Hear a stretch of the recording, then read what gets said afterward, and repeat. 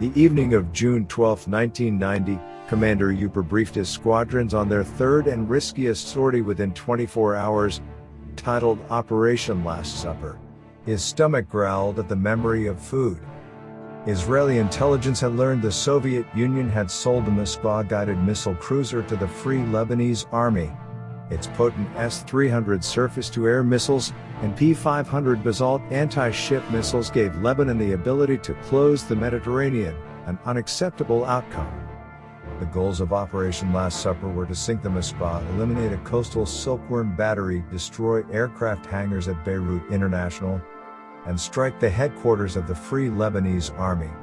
Through these actions, war planners believed the ability for Lebanon to threaten air and sea assets should be sufficiently diminished to ensure freedom of navigation through the Strait of Tiran and access to the Mediterranean. The key to the operation was disabling the Masada's S-300 missile system. For that, the F-18s of Devil Flight took to the air with their Harpoon anti-ship missiles, covered by a series of Tomahawk strikes from the fleet. Devil quickly cleared their wings, releasing all 12 Harpoons, overwhelming the Moscow's defenses and striking critical damage. Neptune was called on the radios, signifying Devil's success, and clearing the Israeli strike packages to ingress from their hold points. Almost immediately, Devil were intercepted by a pair of Lebanese MiG-21s. Eager to prove the versatility of their multi-role fighters, Devil switched air-to-air, with Devil 1-1 leading by example as he engaged and splashed both bandits. The Tomcats of Ford had detected numerous bandits to the northeast and moved to engage using their long-range Fox 3 Phoenix missiles, though missing all 5 shots. The pilots would later claim to blame Ed for once again ruining their missiles. The F-15s of Dodge 2 had made their way up the coast and pushed past Ford to engage the bandits, though found themselves outnumbered, losing 2 planes to the advanced Syrian MiG-29 and MiG-23s. Panther III covered the Eagles, intercepting another pair of MiG-21s that had pursued Dodge 2 to the coast. The A-4s of Colt arrived overhead Beirut, commenting on the thick tracer fire streaking through the night sky, and despite the risk, pulled to engage the Lebanese military HQ, striking all buildings in the compound with a mix of conventional and cluster bombs.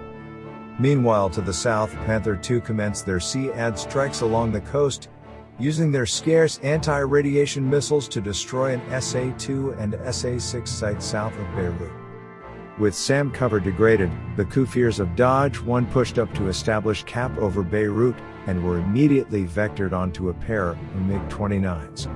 With their RWR screaming due to the SAM activity to the north, the Kufirs failed to identify the long-range R-27 that had been launched, killing 1-2. 1-3 launched and scored a non-fatal hit, giving the bandit an opportunity to shoot down a further Kufir, before finally falling to Dodge 1-3's second missile. Over the skies of Beirut, the F-16s of Panther Flight got to work on their strike targets using massive 2,000-pound bombs to destroy hardened hangars at the airbase, while Panther II conducted DAD on remaining SAM assets using their Maverick air-to-ground missiles.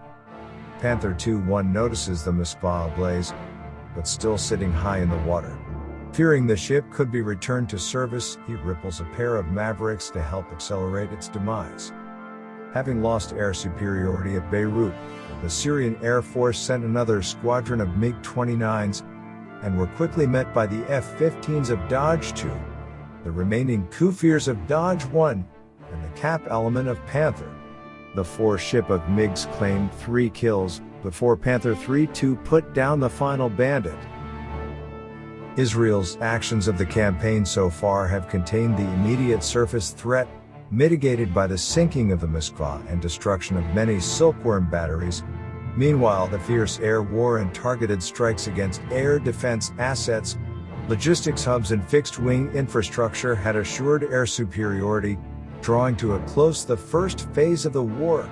These victories came at a great cost, however, with many Israeli and American pilots lost or taken prisoner. Israeli commanders continued to plan the next phase, focusing on the ground war, and with the hope of bringing home lost pilots.